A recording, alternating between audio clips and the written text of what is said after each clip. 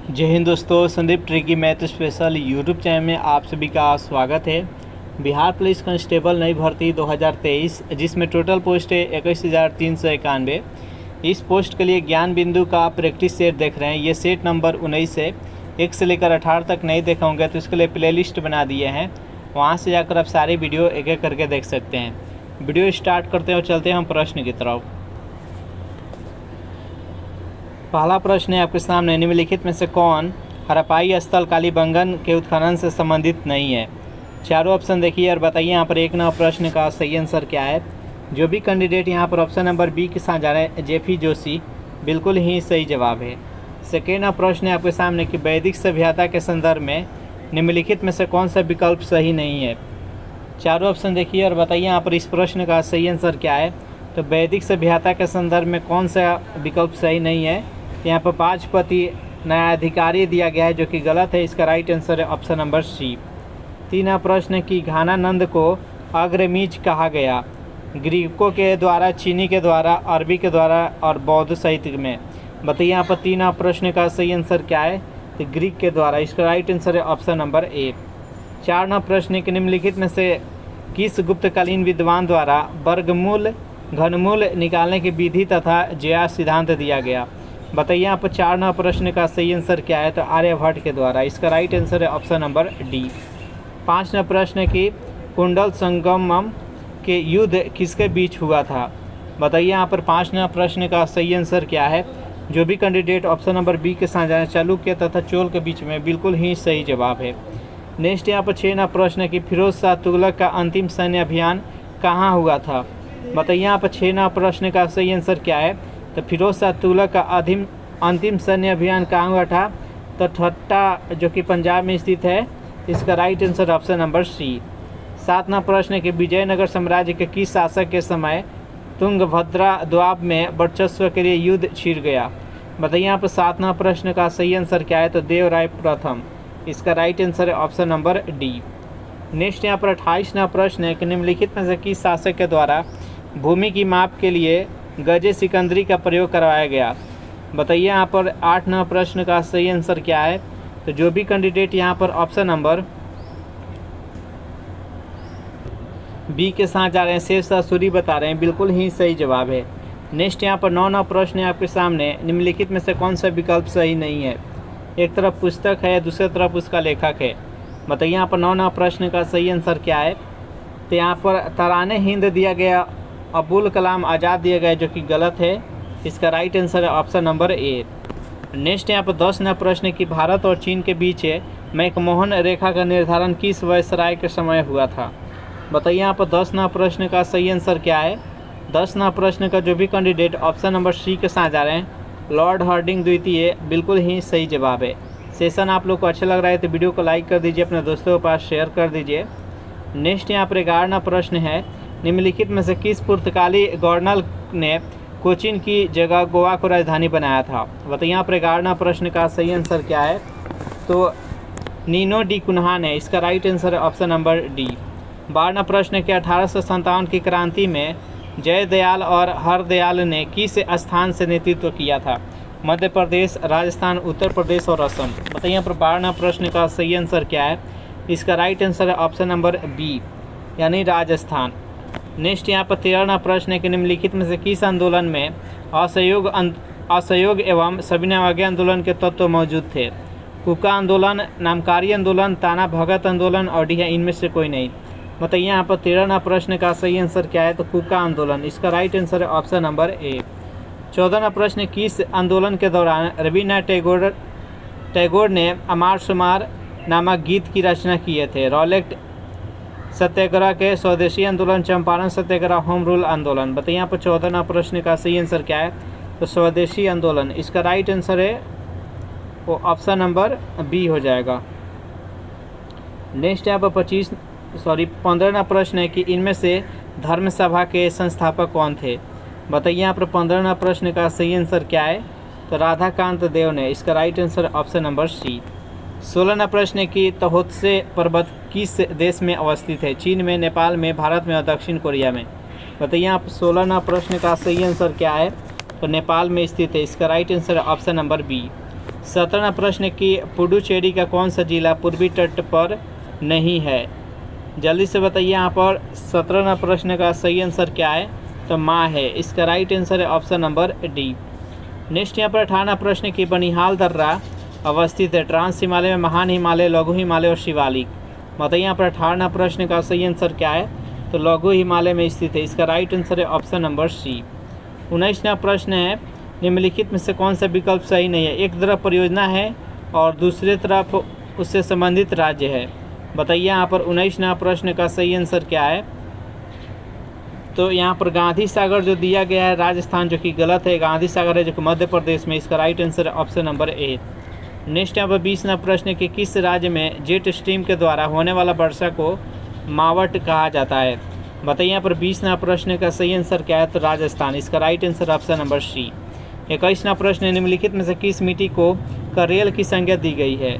जलोढ़ मृदा को, लाल पीली मृदा को, काली मृदा को और पर्वतीय मृदा को। बताइए यहाँ पर 21वां प्रश्न का सही आंसर क्या है? तो जो भी कैंडिडेट ऑप्शन नंबर सी के साथ जा रहे हैं, काली मृदा, बिल्कुल ही सही जवाब है। 22वां प्रश्न है कि भारतीय हरित क्रांति का जन्म स्थली है पंजाब, हरियाणा, गुजरात और उत्तराखंड। बताइए यहाँ पर 22वां प्रश्न का सही आंसर क्या है? तो उत्तराखंड इसका सही आंसर हो जाएगा। नेक्स्ट क्वेश्चन देखते हैं यहाँ पर 23वां प्रश्न है कि साइडर, होलक, कैल, लॉरेल, चंपा उदाहरण है वनस्पति के। किस वनस्पति के उदाहरण है? बताइए यहाँ पर 23वां प्रश्न का सही आंसर क्या है? तो अर्ध सदाबहार वनस्पति के। इसका right answer option number C. 24वां प्रश्न है आपके सामने कि ट्रिटिकेल किस फसल की प्रजाति है? धान की, गेहूं की, मक्का की, सोयाबीन की। बताइए यहाँ पर 24वां प्रश्न का सही आंसर क्या है? जो भी कैंडिडेट यहाँ पर ऑप्शन नंबर बी के साथ जा रहे हैं, गेहूं बता रहे हैं, बिल्कुल ही सही जवाब है। 25वां प्रश्न है कि उद्योगों की जननी की संज्ञा दी जाती है? सौर ऊर्जा को, पेट्रोलियम ऊर्जा को, कोयला ऊर्जा को, इनमें से सभी को। बताइए यहाँ पर 25वां प्रश्न का सही आंसर क्या है? जो भी कैंडिडेट ऑप्शन नंबर सी के साथ जा रहे हैं, यानी कोयला ऊर्जा को, बिल्कुल ही सही जवाब है। 26वां प्रश्न है सीमा सड़क संगठन द्वारा संचालित परियोजना में किसका संबंध महाराष्ट्र राज्य से है? चारों ऑप्शन देखिए और बताइए यहाँ पर 26वां प्रश्न का सही आंसर क्या है? तो जो भी कैंडिडेट ऑप्शन नंबर बी के साथ जा रहे हैं, प्रोजेक्ट हीरक, बिल्कुल ही सही जवाब है। 27वां प्रश्न है कि डिजिटल जेंडर एटलस का प्रारंभ किया गया है? शिक्षा के लिए, किस प्रकार के शिक्षा के लिए? तो असामान्य बालक, किन्नरों के लिए, गृहिणी महिलाओं के लिए और किशोरियों के लिए। बताइए यहाँ पर 27वां प्रश्न का सही आंसर क्या है? तो किशोरियों के लिए। इसका right answer option number D. 28वां प्रश्न है कि नागरहोल राष्ट्रीय उद्यान अवस्थित है? जम्मू कश्मीर में, कर्नाटक में, हिमाचल प्रदेश और महाराष्ट्र में। बताइए यहाँ पर 28वां प्रश्न का सही आंसर क्या है? नागरहोल राष्ट्रीय उद्यान ये किस राज्य में स्थित है? 28वां प्रश्न का जो भी कैंडिडेट यहाँ पर ऑप्शन नंबर बी के साथ जा रहे हैं, कर्नाटक बता रहे हैं, बिल्कुल ही सही जवाब है। 29वां प्रश्न है कि बरगा जनजाति का निवास स्थान है? उड़ीसा, उत्तराखंड, राजस्थान, तमिलनाडु। बताइए यहाँ पर 29वां प्रश्न का सही आंसर क्या है? तो जो भी कैंडिडेट यहाँ पर ऑप्शन नंबर डी के साथ जा रहे हैं, तमिलनाडु बता रहे हैं, बिल्कुल ही सही जवाब है। 30वां प्रश्न की छपेली लोक नृत्य किस राज्य में किया जाता है? छत्तीसगढ़ में, उत्तराखंड में, हिमाचल प्रदेश और गुजरात में। बताइए यहाँ पर 30वां प्रश्न का सही आंसर क्या है? जो भी कैंडिडेट यहाँ पर ऑप्शन नंबर सी के साथ जा रहे हैं, हिमाचल प्रदेश बता रहे हैं, बिल्कुल ही सही जवाब है। 31वां प्रश्न कि डुरंड कप का संबंध किस खेल से है? हॉकी से, फुटबॉल से, बैडमिंटन से, टेनिस से। बताइए यहाँ पर 31वां प्रश्न का सही आंसर क्या है? देखिए डुरंड कप का संबंध किस खेल से है? तो फुटबॉल से। इसका right answer option number B. Next यहाँ पर 32वां प्रश्न है कि द सोशल कंट्रैक्ट्स नामक पुस्तक का लेखक इनमें से कौन है? वॉल्टेयर, हॉब्स, लॉक और रूसो। बताइए यहाँ पर 32वां प्रश्न का सही आंसर क्या है? तो 32वां प्रश्न का जो भी कैंडिडेट ऑप्शन नंबर डी के साथ जा रहे हैं, रूसो बता रहे हैं, बिल्कुल ही सही जवाब है। 33वां प्रश्न है कि मुद्रापूर्ति की माप M3 में किसे शामिल नहीं किया जाता है? जनता के पास नगद जमा, डाकखानों की मांग जमा, बैंकों की मांग जमा और बैंकों की सावधि जमा। बताइए यहाँ पर 33वां प्रश्न का सही आंसर क्या है? तो डाकखानों की मांग जमा। इसका right answer option number B. 34वां प्रश्न है कि न्यूनतम समर्थन मूल्य का निर्धारक है? चारों ऑप्शन देखिए और बताइए यहाँ पर 34वां प्रश्न का सही आंसर क्या है? तो न्यूनतम समर्थन मूल्य का निर्धारक है कृषि लागत एवं मूल्य आयोग। इसका right answer option number C, वित्त आयोग। पंचवर्षीय योजना बनाता है, मौद्रिक नीति बनाता है, यानी यहाँ पर वित्त आयोग का क्या काम है आपको बताना है। ऑप्शन नंबर सी, ये केंद्र सरकार के कर्मचारियों के वेतन में संशोधन की सिफारिश करता है, संसाधनों के केंद्र और राज्य के बीच बंटवारे का निर्णय लेता है। बताइए यहाँ पर 35वां प्रश्न का सही आंसर क्या है। तो 35वां प्रश्न का जो भी कैंडिडेट ऑप्शन नंबर डी के साथ जा रहे हैं, संसाधनों के केंद्र और राज्यों के बीच का बंटवारे का निर्णय लेता है, ये वित्त आयोग का काम है। इसका right answer option number D. 36वां प्रश्न की किस अधिनियम के तहत भारतीय महिलाओं को मताधिकार प्रदान किया गया है।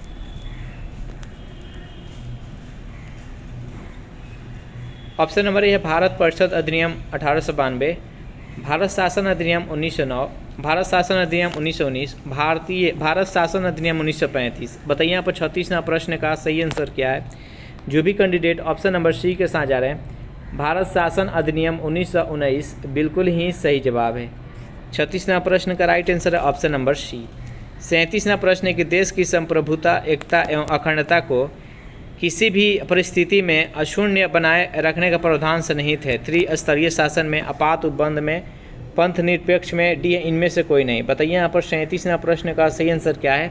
तो आपात उपबंध में, इसका राइट आंसर है ऑप्शन नंबर बी। 38वां प्रश्न है कि संविधान संशोधन अधिनियम के द्वारा राज्य विधानसभाओं में अंगल भारतीय प्रतिनिधित्व को निष्प्रभावी बनाया गया।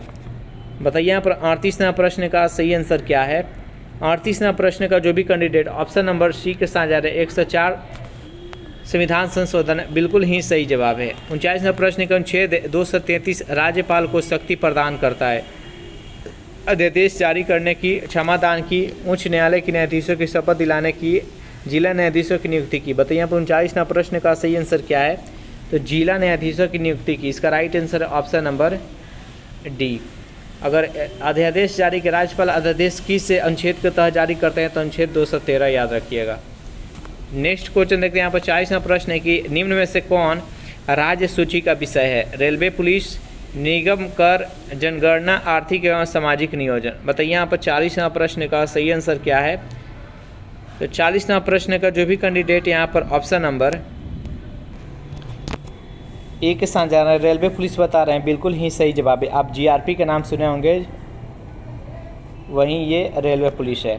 निगम कर और जनगणना, निगम कर और जनगणना ये दोनों के दोनों संघ सूची का विषय है और आर्थिक एवं सामाजिक नियोजन है जो कि समवर्ती सूची का विषय है। नेक्स्ट यहाँ पे 41वां प्रश्न है कि भारत में दल विहीन प्रजातंत्र किसने प्रस्तावित किया था। बताइए यहाँ पर 41वां प्रश्न का सही आंसर क्या है। तो 41वां प्रश्न का जो भी कैंडिडेट ऑप्शन नंबर सी के साथ जा रहे हैं, महात्मा गांधी, बिल्कुल ही सही जवाब है। 42वां प्रश्न है कि निम्नलिखित में से किसके परामर्श पर राष्ट्रपति के द्वारा संसद सदस्यों को मनोनीत किया जाता है। लोकसभा अध्यक्ष, मंत्रिमंडल, मुख्य न्यायाधीश, उपराष्ट्रपति। बताइए यहाँ पर 42वां प्रश्न का सही आंसर क्या है। तो मंत्रिमंडल, इसका राइट आंसर है ऑप्शन नंबर बी। 43वां प्रश्न है कि उपराष्ट्रपति को निम्नलिखित में से किसके समतुल्य वेतन मिलता है। राष्ट्रपति के, प्रधानमंत्री के, लोकसभा के अध्यक्ष के, सर्वोच्च न्यायालय के मुख्य न्यायाधीश के। बताइए यहाँ पर 43वां प्रश्न का सही आंसर क्या है। तो जो भी कैंडिडेट यहाँ पर ऑप्शन नंबर सी के साथ जाए, लोकसभा का अध्यक्ष, बिल्कुल ही सही जवाब है। 44वां प्रश्न है कि निम्नलिखित में से कौन राज्यसभा की एकांतिक शक्ति के अंतर्गत आता है। धन विधेयक, अखिल भारतीय सेवा का सृजन, किसी राज्य के विधान परिषद की समाप्ति, अपने सभापति को अपदस्थ करना। बताइए यहाँ पर 44वां प्रश्न का सही आंसर क्या है। तो अखिल भारतीय सेवा का सृजन, इसका राइट आंसर है ऑप्शन नंबर बी। 45वां प्रश्न है कि भारत सरकार के सर्वोच्च शासकीय अधिकारी कौन है। बताइए यहाँ पर 45वां प्रश्न का सही आंसर क्या है। तो भारत के मंत्रिमंडलीय सचिव, इसका राइट आंसर है ऑप्शन नंबर सी। नेक्स्ट यहाँ पर 46वां प्रश्न है कि उच्च न्यायालय के किसी न्यायाधीश की आयु के बारे में किसी प्रश्न का विनिश्चय कौन करता है। चारों ऑप्शन देखिए और बताइए यहाँ पर 46वां प्रश्न का सही आंसर क्या है। तो सर्वोच्च न्यायालय के मुख्य न्यायाधीश के परामर्श से राष्ट्रपति, इसका right answer option number D. 47वां प्रश्न है कि भारत में राज्य विधान परिषद के सदस्यों की कितना हिस्सा स्थानीय निकायों द्वारा चुना जाता है। बताइए यहाँ पर 47वां प्रश्न का सही आंसर क्या है। जो भी कैंडिडेट यहाँ पर ऑप्शन नंबर ए के साथ जा रहे हैं, 1/3 बिल्कुल ही सही जवाब है। 48वां प्रश्न है कि निर्वाचन आयोग का प्रमुख कौन होता है। बताइए यहाँ पर 48वां प्रश्न का सही आंसर क्या है। तो मुख्य निर्वाचन आयुक्त, इसका right answer option number C. 49वां प्रश्न के स्वतंत्र पार्टी के संस्थापक कौन थे। बताइए यहाँ पर 49वां प्रश्न का सही आंसर क्या है। स्वतंत्र पार्टी के संस्थापक कौन थे। 49वां प्रश्न का जो भी कैंडिडेट ऑप्शन नंबर बी के साथ जा रहे हैं, श्री राजगोपालाचारी, बिल्कुल ही सही जवाब है। 50वां प्रश्न है, निम्नलिखित में से कौन पंचायती राज संस्था नहीं है। जिला परिषद, पंचायत समिति, ग्राम पंचायत, नगर परिषद। बताइए यहाँ पर 50वां प्रश्न का सही आंसर क्या है। तो यहाँ पर जो नगर परिषद है ये पंचायती राज संस्था का हिस्सा नहीं है, इसका right answer option number D. 51वां प्रश्न की अंग प्रत्याशिता गुणांक का SI मात्रक होता है। बताइए यहाँ पर 51वां प्रश्न का सही आंसर क्या है।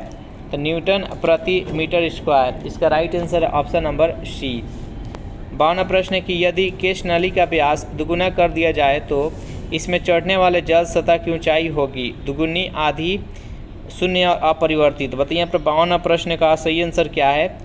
तो जब केश नली का जो व्यास है दुगुना किया जाएगा तो उसमें चढ़ने का जो ऊंचाई होगा वो आधा हो जाएगा, यानी केश नली जितना ही, जिसका व्यास जितना ही कम रहेगा वो अधिक ऊंचाई तक चढ़ता है, और व्यास जितना ही अधिक रहता है वो कम ऊंचाई तक चढ़ता है।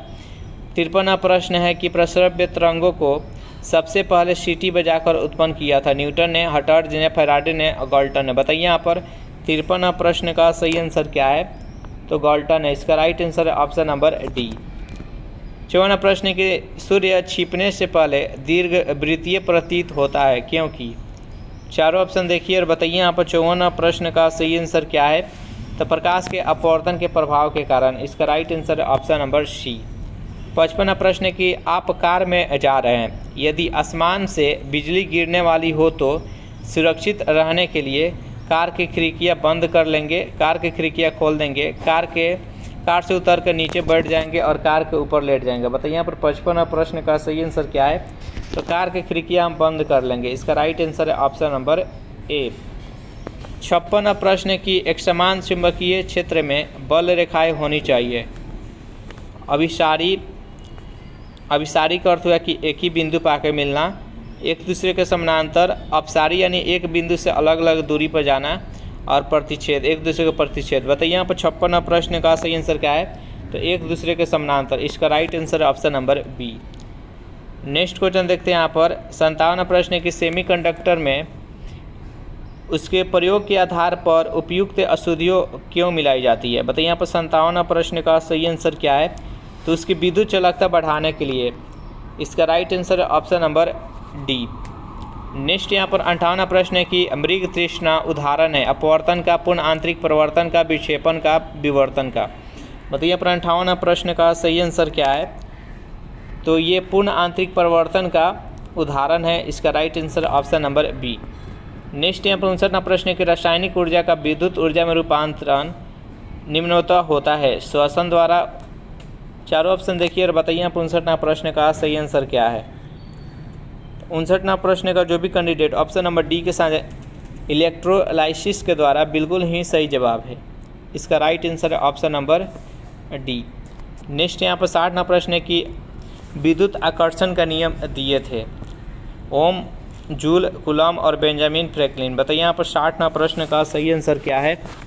तो कूलॉम के द्वारा, इसका right answer option number C. Next question देखते हैं यहाँ पर। प्रश्न है आपके सामने, निम्न में से कौन मिश्रण नहीं है। पीतल, ग्रेफाइट, कांच और इस्पात। बताइए यहाँ पर 61वां प्रश्न का सही आंसर क्या है। जो भी कैंडिडेट यहाँ पर ऑप्शन नंबर ए बता रहे हैं, ग्रेफाइट बता रहे हैं, बिल्कुल ही सही जवाब है। 62वां प्रश्न है, इलेक्ट्रॉन तब तक युग्मित नहीं होती है जब तक कि उसके लिए प्राप्त रिक्त कक्षक समाप्त न हो जाए। यह सिद्धांत कहता है हुंड का नियम, पाउली का नियम और बाउ का सिद्धांत, हाइजेनबर्ग का सिद्धांत। बताइए यहाँ पर 62वां प्रश्न का सही आंसर क्या है। जो भी कैंडिडेट ऑप्शन नंबर ए के साथ जा रहे हैं, हुंड का नियम, बिल्कुल ही सही जवाब है। नेक्स्ट यहाँ पर 63वां प्रश्न है कि एक बीटा कण के उत्सर्जन से परमाणु द्रव्यमान में क्या परिवर्तन होता है। बताइए यहाँ पर 63वां प्रश्न का सही आंसर क्या है। 64वां प्रश्न है कि निम्नलिखित में से किस यौगिक में हाइड्रोजन अबंध विद्यमान नहीं है। बताइए यहाँ पर 64वां प्रश्न का सही आंसर क्या है। तो जो भी कैंडिडेट यहाँ पर ऑप्शन नंबर बी के साथ जा रहे हैं HCl हाइड्रोक्लोरिक अम्ल बिल्कुल ही सही जवाब है। नेक्स्ट यहाँ पर 65वां प्रश्न है कि उपचयन यानी ऑक्सीकरण में किसी पदार्थ से हाइड्रोजन विस्थापित होता है।